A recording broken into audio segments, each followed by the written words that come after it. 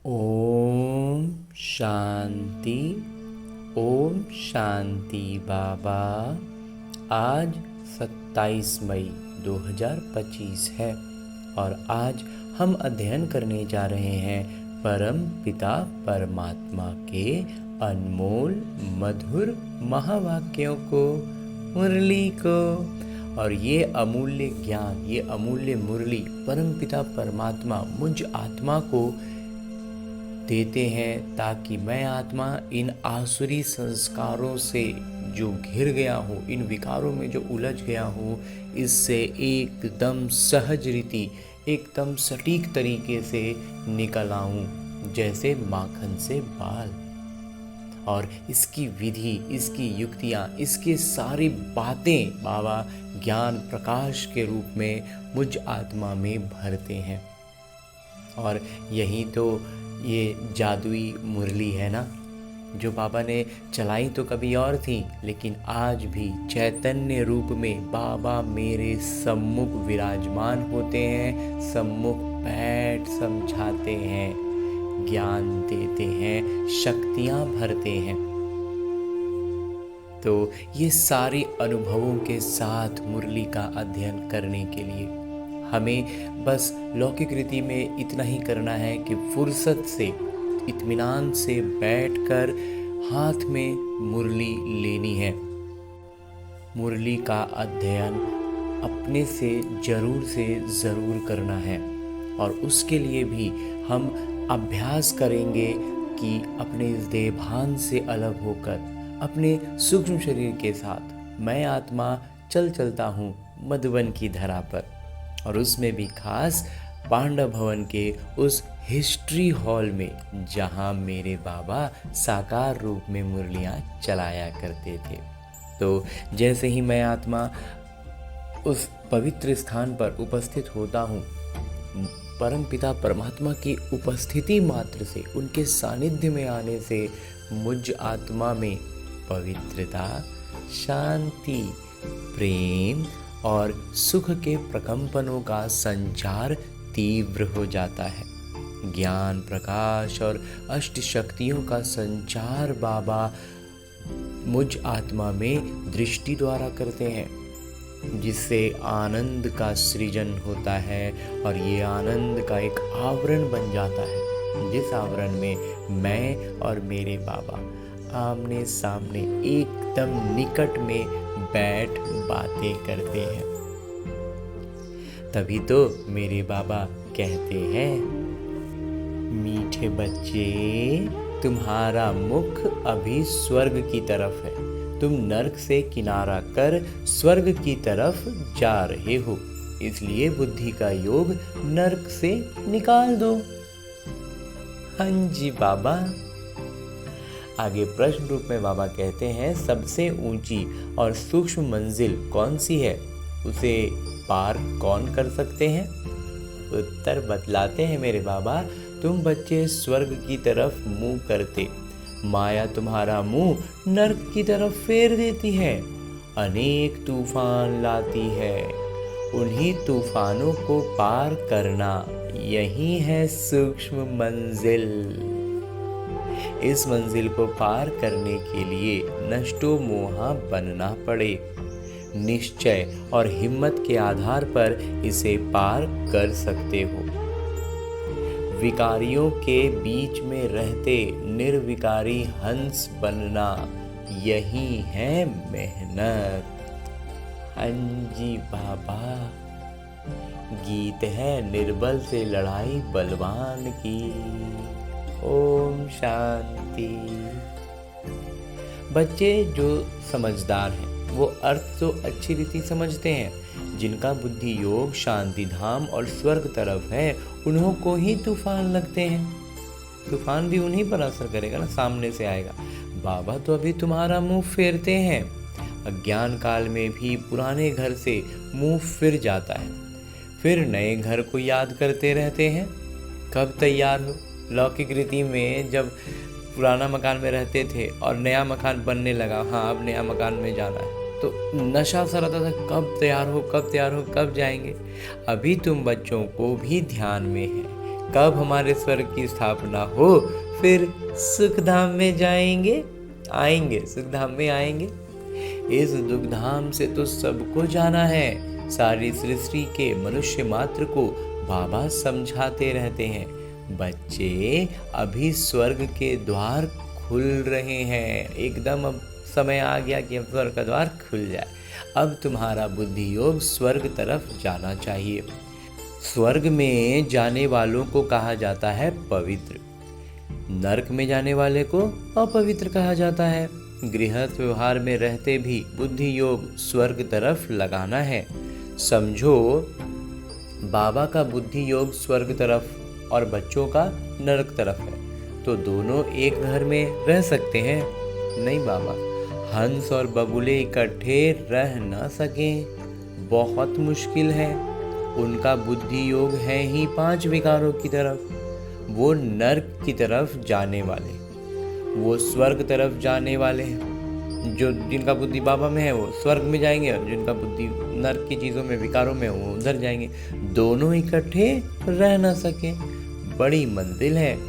बाबा देखते हैं हमारे बच्चे का मुंह नर्क तरफ है, नर्क तरफ जाए बगैर रह नहीं सकते। उधर ही देख, उधर ही मुंह उधर घुमा हुआ है, तो उधर ही का दुनिया दिख रहा है, तो उधर ही लग रहा है जाना तो उधर ही होगा ना, कदम तो आगे नहीं बढ़ाएंगे ना, पीछे तो बढ़ेगा नहीं। तो बस बुद्धि वहीं फंसी हुई है, उधर ही जाने के लिए प्रयासरत रहते हैं, अपना मेहनत पुरुषार्थ उसी तरफ जाने में करते हैं। तो बाबा कहते हैं फिर क्या करना चाहिए? जरूर घर में झगड़ा चलेगा, कहेंगे ये भी कोई ज्ञान है?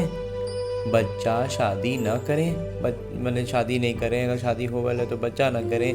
बाबा कहते हैं ये लौकिक दुनिया के लोग कहते हैं ये कोई ज्ञान है? गृहस्थ व्यवहार में रहते तो बहुत है ना, बहुत है जो गृहस्थ में रहे।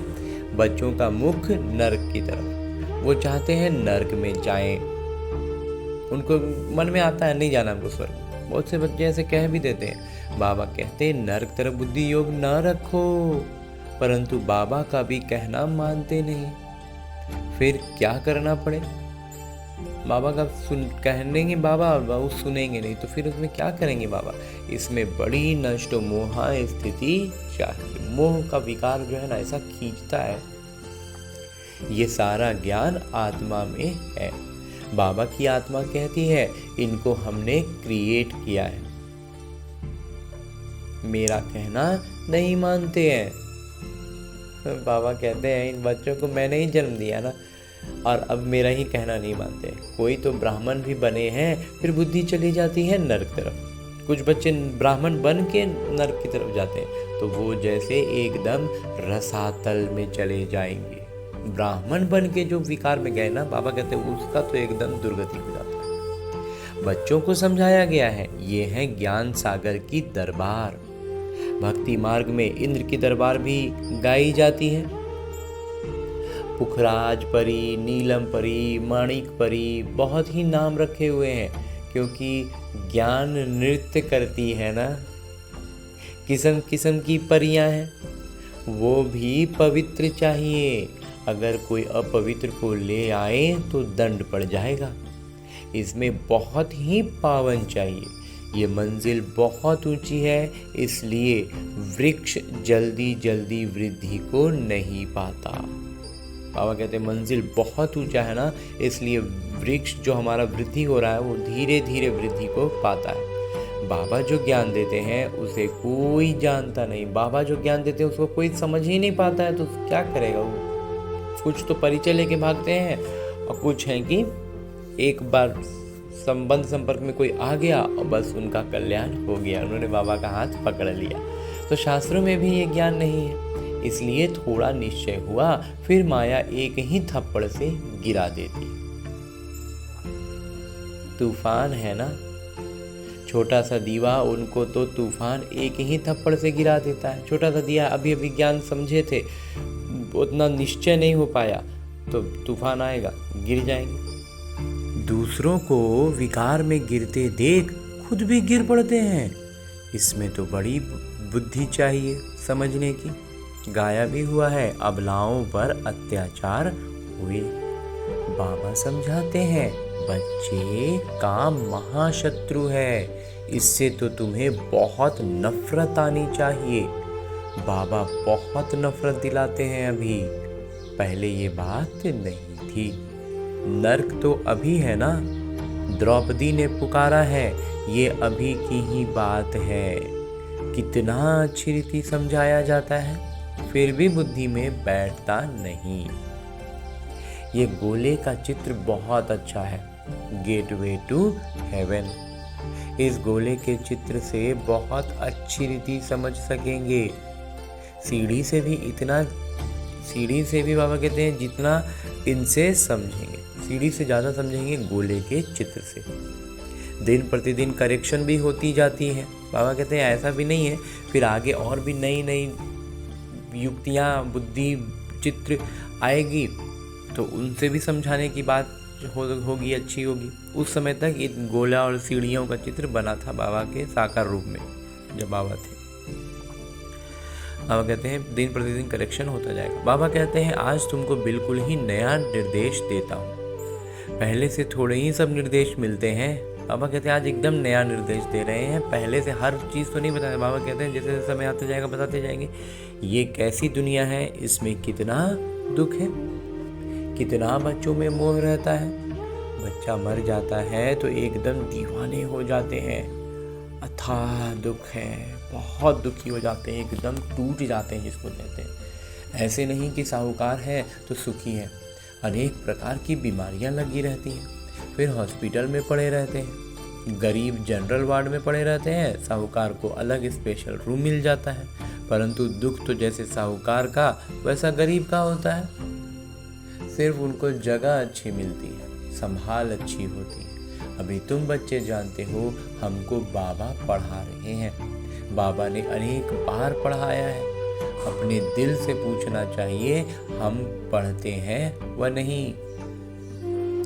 फिर कितनों को पढ़ाते हैं, अगर पढ़ते हैं तो फिर पढ़ाते कितनों को हैं। अगर पढ़ाएंगे नहीं तो क्या पद मिलेगा।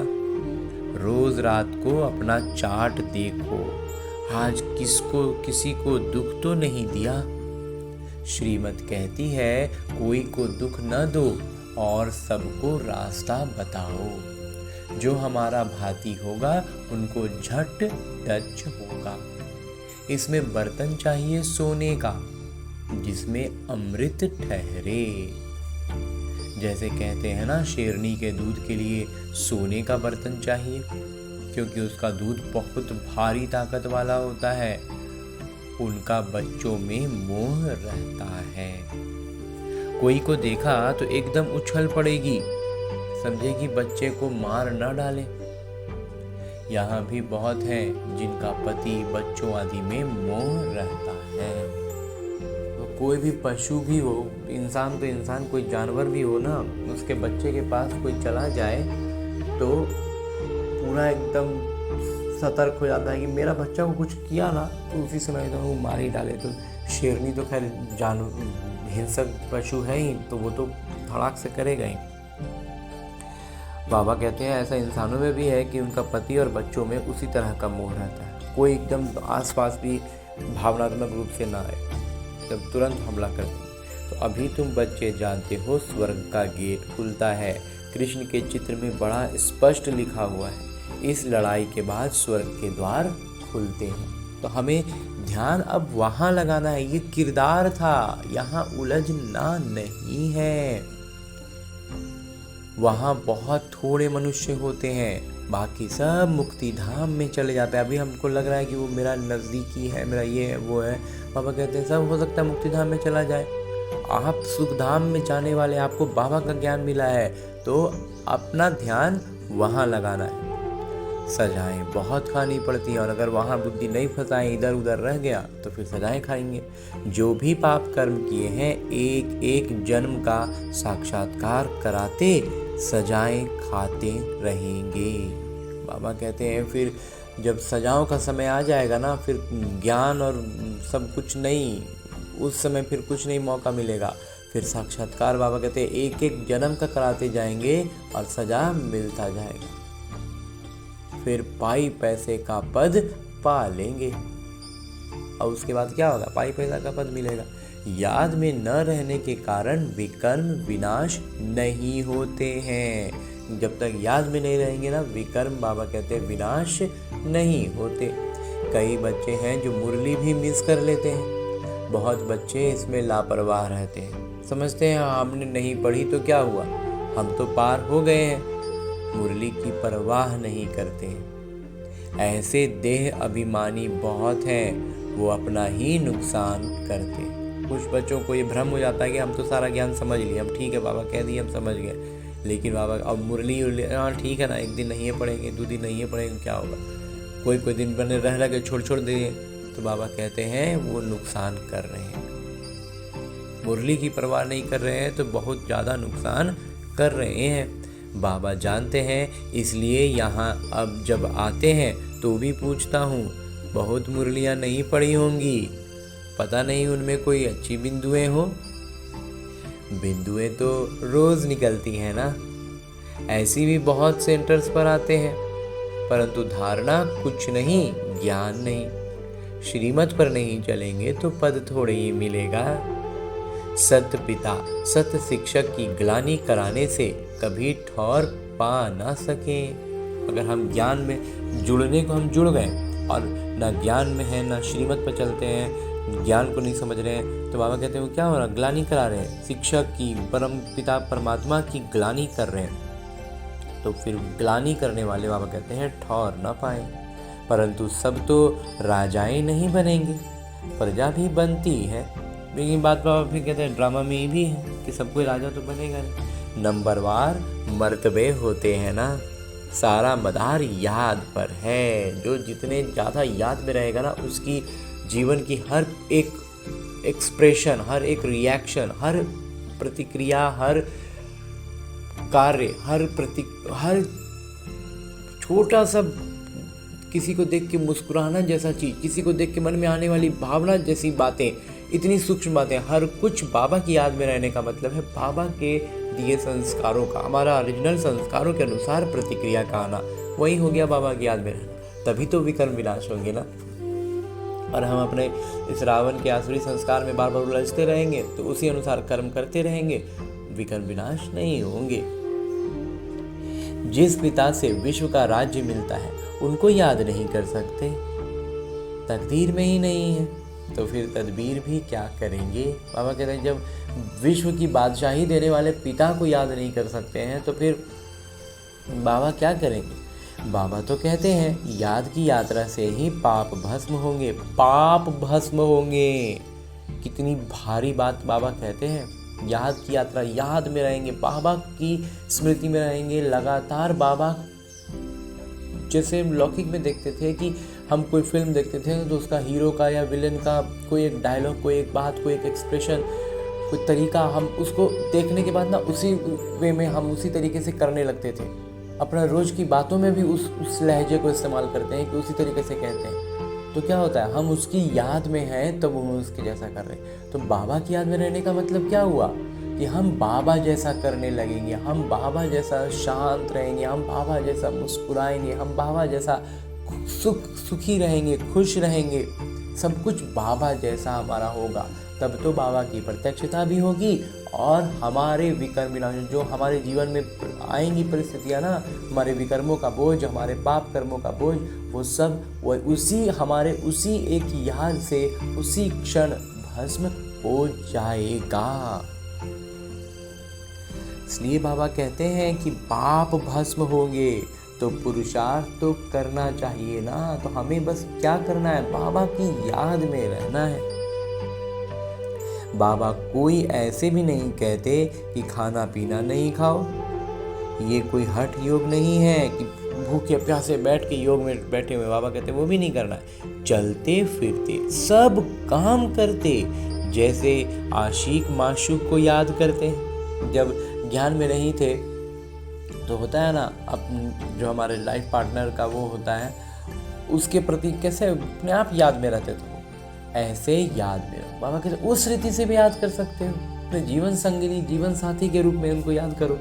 उन्हों का नाम रूप का प्यार होता है, उनका क्या, उनका शरीर का, उनका नाम से, उनके आखिर प्यार तो व्यक्तित्व से ही होता है, लेकिन फिर भी उस शरीर को ही याद करते थे। यहाँ बाबा का शरीर को याद नहीं करना है, सिर्फ उस व्यक्तित्व को याद करना है। ये लक्ष्मी नारायण विश्व के मालिक कैसे बने, किसी को भी पता नहीं है। तुम तो कहते हो कल की बात है, ये राज्य करते थे, मनुष्य तो लाखों वर्ष कहते थे। हम कहते रहे तो कल का बात है, बस 5000 साल पहले ये राज्य करते थे। और लोगों को लगता है कि सतयुग तो लाखों वर्ष की बात है। हालांकि सतयुग में भी लक्ष्मी नारायण रहते हैं, लेकिन वो इसी धरती पर आता है, यही धरती घूमती है, इस बात में भी मूंझ जाएंगे। माया ने मनुष्यों को बिल्कुल ही पत्थर बुद्धि बना दिया है, अपना बुद्धि अब बिल्कुल नहीं चलता है। अब जो हवा जिस चीज़ का आएगा बस उस धर घूम जाएंगे। अभी तुम पत्थर बुद्धि से पारस बुद्धि बनते हो, अपनी बुद्धि की क्षमता जागृत होती है, अपनी आत्मिक स्मृति में आते हैं तो अपना बुद्धि चलता है। नहीं तो जिधर हवा बह रही है, जिधर माया घुमा रही थी उधर ही घूम रहे थे, उधर ही चल रहे थे। विकारों की तरफ रावण हवा चला रहा था, उधर ही जाए जा रहे थे। पारसनाथ का मंदिर भी है, परंतु वो कौन है ये कोई नहीं जानते। पारसनाथ के बारे में सुनते हैं कि वहाँ लोहा सटाओ तो सोना बन जाता। अगर ऐसा हो तो फिर तो धन कभी कम होगा ही नहीं। लेकिन वास्तव में ये अर्थ इस ज्ञान से जुड़ता है। मनुष्य बिल्कुल ही घोर अंधियारे में है। अब बाबा कितनी अच्छी अच्छी बातें समझाते हैं, फिर हर एक की बुद्धि पर है। अब बाकी फिर किसकी कितनी जागृति हुई है, कौन कितना आत्मिक स्मृति में आया है, कितना निश्चय हुआ है, उस पर निर्भर करता है। पढ़ाने वाले तो एक ही हैं, पढ़ने वाले ढेर होते जाएंगे। गली गली में तुम्हारा स्कूल हो जाएगा। गेट वे टू हेवन, स्वर्ग में जाने के द्वार हर गली में खुल जाएंगे। मनुष्य एक भी नहीं जो समझे कि हम नर्क में हैं। अभी हम नर्क में है ना, ये समझता कोई नहीं। किसी को नहीं लगता है कि हम अभी नर्क में, इतना दुख में है फिर भी नहीं मानते हैं कि हम नर्क में। बाबा समझाते हैं सब पुजारी हैं, पूज्य होते ही हैं सतयुग में, पुजारी होते ही हैं कलयुग में, पूज्य बनते हैं सतयुग में, रहते हैं बनते नहीं है, पूज्य होते हैं सतयुग में और कलयुग में पुजारी होते हैं, बनते हैं इस संगम युग में। मनुष्य फिर समझते हैं भगवान ही पूज्य, भगवान ही पुजारी बनते हैं। आप ही भगवान हो, आप ही ये सब खेल करते हो। तुम भी भगवान, हम भी भगवान, कण कण में भगवान कह देते हैं ना। कुछ भी समझते नहीं, ये है ही रावण राज्य। ये नहीं समझने का मतलब ही है कि हम रावण राज्य में। तुम क्या थे अब क्या बनते हो। बच्चों को बड़ा नशा रहना चाहिए। बाबा सिर्फ कहते हैं मुझे याद करो तो तुम पुण्य आत्मा बन जाएंगे। बाबा की याद में रहेंगे, हमारे हर विकर्म विनाश हो जाएंगे, तब पुण्य आत्मा अपने वास्तविक स्वरूप में आ जाएंगे ना। बस इन विकारों से जो उलझे हुए ना, एकदम सहज रीति निकल आएंगे। बस हर विकर्म, हर बात जो जीवन में आए, हर परिस्थिति को इसी रूप में देखना है कि वो एक प्रश्न के रूप में आया है और हमको अभ्यास करना है कि हम बाबा की याद में रह करके इस परिस्थिति को पार करें। बाबा बच्चों को पुण्य आत्मा बनने की युक्ति बताते हैं। बच्चे, इस पुरानी दुनिया का अभी अंत है। मैं अभी डायरेक्ट आया हुआ हूँ। बाबा एकदम सामने सम्मुख उपस्थित हुए हैं। ये है पिछाड़ी का दान, एकदम सरेंडर हो जाओ। अंतिम का है, बाबा कहते हैं एकदम अंतिम आहुति पड़ता है ना जो भक्ति में, हम अंतिम का सारा बटोर उटोर के एकदम जितना है जो लिए हुए थे अपने अपने हवन में डालने के लिए, वो सारा कुछ समेट के लास्ट में पूर्ण आहुति दी जाती है। बाबा कहते हैं बस वही वाला है ये, पूरा सरेंडर हो जाओ, पूरा समर्पण हो जाओ। बाबा ये सब आपका है। बाबा तो देने के लिए ही कराते हैं, इनका कुछ भविष्य बन जाए। जितना हम अपना हाथ से दे देंगे तो हमारे लिए ही फायदा होगा, तो बाबा उसी के लिए कहते हैं तुम्हारा भविष्य बन जाएगा। मनुष्य ईश्वर अर्थ दान पुण्य करते हैं, वो है इनडायरेक्ट। भक्ति में जो करते थे ना वो इनडायरेक्ट होता था, क्योंकि सीधा परमपिता परमात्मा तो थे नहीं। या तो हम किसी अन्य देवी देवता के नाम पर करते थे तो, और नहीं तो अगर शिव बाबा के बारे में भी करते थे, भोलेनाथ के मंदिर में भी करते थे, तो भी उनको जाने बिना करते थे, तो इनडायरेक्ट ही रहता था। उनका फल दूसरे जन्म में मिलता है, ये भी ड्रामा में नूंद है। अभी तो मैं हूँ डायरेक्ट, अभी बाबा सम्मुख हैं। अभी तुम जो करेंगे उनका रिटर्न पदम गुना मिलेगा। भक्ति में करते थे, इस जन्म में किया, अगले जन्म में मिल गया, हो गया। अभी जो करेंगे वो 21 जन्म तक मिलते रहेगा। इसलिए बाबा कहते हैं पदम गुना मिलेगा। सतयुग में तो दान पुण्य आदि की बात नहीं होती। सतयुग में फिर कोई दान वान नहीं करेगा। यहाँ कोई के पास पैसे हैं तो बाबा कहेंगे अच्छा तुम जाकर सेंटर खोलो, प्रदर्शनी बनाओ। गरीब है तो कहेंगे अच्छा अपने घर में ही सिर्फ बोर्ड लगा दो, गेटवे टू हेवन, स्वर्ग के द्वार का बोर्ड लगा दो अपने घर पर। स्वर्ग और नर्क है ना, तो बाबा कहते हैं जो अमीर है, जिसके पास थोड़े पैसे हैं, तो बाबा कहते हैं जाओ कि सेंटर खोल दो। और जो गरीब है नहीं खोल पाएगा तो बाबा कहते हैं अपना ही घर पर बोर्ड लगा दो। अभी हम नर्कवासी हैं, ये भी कोई समझते नहीं है। अगर स्वर्ग पधारा तो फिर उनको नर्क में क्यों बुलाते हो? स्वर्ग में थोड़े ही कोई कहेगा स्वर्ग पधारा, वो तो है ही स्वर्ग में। पुनर्जन्म स्वर्ग में ही मिलता है, यहाँ पुनर्जन्म नर्क में ही मिलता है। ये बातें भी तुम समझा सकते हो। भगवान वाच मामेकम याद करो, क्योंकि वही पतित पावन है। मुझे याद करो तो तुम पुजारी से पूज्य बन जाएंगे। भल स्वर्ग में सुखी तो सभी होंगे, परंतु नंबरवार मर्तबे होते हैं। बहुत बड़ी मंजिल है। कुमारियों को तो बहुत सेवा का जोश आना चाहिए। हम भारत को स्वर्ग बना कर दिखाएंगे। कुमारी वो जो 21 कुल का उद्धार करे, अर्थात 21 जन्म के लिए उद्धार कर सकती हैं। अच्छा, मीठे मीठे सिकिलदे बच्चों प्रति माता पिता बाबा का याद प्यार और आशीर्वाद। रूहानी बाबा की रूहानी बच्चों को नमस्ते। हम रूहानी बच्चों की ओर से रूहानी माता पिता को याद प्यार और प्रणाम। धन्यवाद बाबा, धन्यवाद। मुरली के लिए भी धन्यवाद और इस अनूठे अलौकिक ब्राह्मण जीवन के लिए भी बहुत बहुत बहुत धन्यवाद बाबा, बहुत धन्यवाद। आगे आज की मुरली से लिए गए वो प्रमुख बिंदु हैं जिन्हें हमें अपने ब्राह्मण जीवन में धारण करने हैं। और ब्राह्मण सो फरिश्ता, फरिश्ता सो देवता बनना है। उसमें जो सबसे पहली बिंदु है वो है इस पुरानी दुनिया का अंत है। बाबा डायरेक्ट आए हैं तो एकदम सरेंडर हो जाना है। बाबा ये सब आपका है, इस युक्ति से पुण्य आत्मा बन जाएंगे। हाँ जी बाबा। और दूसरा बिंदु है मुरली कभी भी मिस नहीं करना है। मुरली में लापरवाह नहीं रहना है। ऐसे नहीं हमने तो नहीं पढ़ी तो क्या हुआ, हमने नहीं पढ़ा तो क्या हुआ, हम तो पार हो गए हैं। नहीं, ये देह अभिमान है। मुरली जरूर पढ़नी है। हाँ जी बाबा। बाबा कहते हैं मुरली जरूर पढ़नी है। इस ब्रह्मा कुमार का अनुभव जो है बाबा उसको भी बीच बीच में सराहना करते रहते हैं। मुरली जरूर पढ़नी है। हाँ जी बाबा। और आगे मेरे बाबा वरदान दे रहे हैं।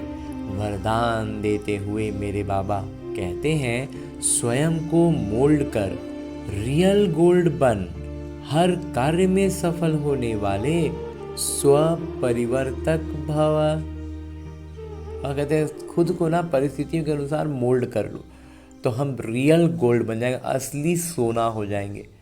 और जब असली सोना बन के कार्य करेंगे तो सफल तो होंगे ही। और जब सफल हो गए तो बाबा कहते हैं सचमुच के हम स्व परिवर्तक हो गए। स्व परिवर्तक भव। हाँ जी बाबा। आगे विस्तार से मेरे बाबा कहते हैं जो हर परिस्थिति में स्वयं को परिवर्तन कर स्व परिवर्तक बनते हैं वो सदा सफल होते हैं। इसलिए स्वयं को बदलने का लक्ष्य रखो। दूसरों को बदले तो मैं बदलूं नहीं, दूसरा बदले या ना बदले, मुझे बदलना है। हे अर्जुन, मुझे बनना है। बाबा मुझे कहते हैं हे अर्जुन।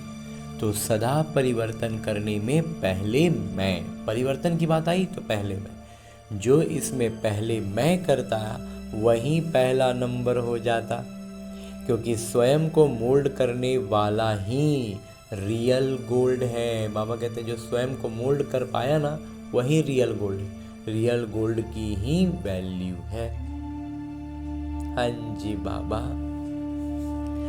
और आगे स्लोगन है, मुरली का उपदेश है, अपने श्रेष्ठ जीवन के प्रत्यक्ष प्रमाण द्वारा बाबा को प्रत्यक्ष करो। बाबा की प्रत्यक्षता कैसे होगी?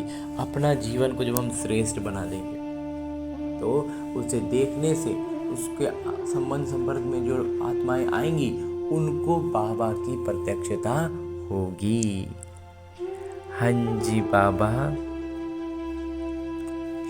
और अब हमने परमपिता परमात्मा से इतना श्रेष्ठ ज्ञान मुरली अध्ययन किया, वरदान प्राप्त किया, और अब इसी अव्यक्त स्वरूप में स्थित रहकर मेरे बाबा एक इशारा देते हैं, और उस इशारों के लिए बाबा ने एक श्रीमत दी है जिसका विस्तार बाबा हर दिन अलग अलग उदाहरणों से, अलग अलग उसकी युक्तियाँ हमें उस संदर्भ में उस श्रीमत पर देते हैं। तो इशारों के लिए जो श्रीमत बाबा ने दी है वो है, रूहानी रॉयल्टी और प्योरिटी की पर्सनैलिटी धारण करो। और इसका विस्तार बतलाते हुए जो इशारा बाबा देते हैं आज का, वो है बाबा समान बनना है, वह बाबा के समीप जाना है। तो अपवित्रता अर्थात काम महाशत्रु स्वप्न में भी वार ना करे। सदा भाई भाई की स्मृति सहज और स्वतः स्वरूप में हो। आत्मा के असली गुण स्वरूप और शक्ति स्वरूप स्थिति से नीचे नहीं आओ। बाबा कहते हैं ना, सहज हो, स्वतः हो, कि हर आत्मा जो दिख रहा है वो आत्मा मेरा भाई है। वो आत्मा दिखे, वो भाई दिखे। स्त्री पुरुष शरीर पर ध्यान न जाए, ये एकदम स्वाभाविक होने लगे। आत्मा के असली गुण और स्वरूप और शक्ति स्वरूप स्थिति से नीचे नहीं आना। आत्मा का असली गुण क्या है, स्वरूप क्या है, वो दिमाग में रहना है, स्मृति में उसकी शक्तियाँ क्या हैं और उसका स्वरूप क्या है। उन सारी स्वरूपों में, उन सारी अवस्थाओं में जब हम स्थित रहेंगे, बाबा कहते हैं कि हम ऊपर रह जाएंगे। जहाँ नीचे आए सब गड़बड़ हो जाएगा। तो इसलिए बाबा कहते हैं नीचे नहीं आओ। हाँ जी बाबा। और अब परमपिता परमात्मा से इतना श्रेष्ठ ज्ञान मुरली सुनने के बाद वरदान लिया हमने, बाबा से इशारा प्राप्त किया। अब इन सारी ज्ञान रत्नों को करना क्या है? इसका अपने इस लौकिक जीवन में, इस किरदार में इस्तेमाल करना है, अभ्यास करना है। इतना अभ्यास करना है कि हमारे लिए हर ज्ञान की हर एक छोटी छोटी बातें भी एकदम सहज हो, स्वतः हो। उस अवस्था तक पहुंचने के लिए हमें शुरुआत छोटी छोटी अभ्यासों से करना है, और ये अभ्यास करने के लिए ही हमें इस अपने लौकिक किरदार में वापस आना है। सिर्फ यही उद्देश्य लेकर, ढेर सारी शुभ भावना और शुभकामनाओं से भरपूर होकर लौटते हैं अपने इस लौकिक किरदार में, अपने इस स्थूल शरीर में।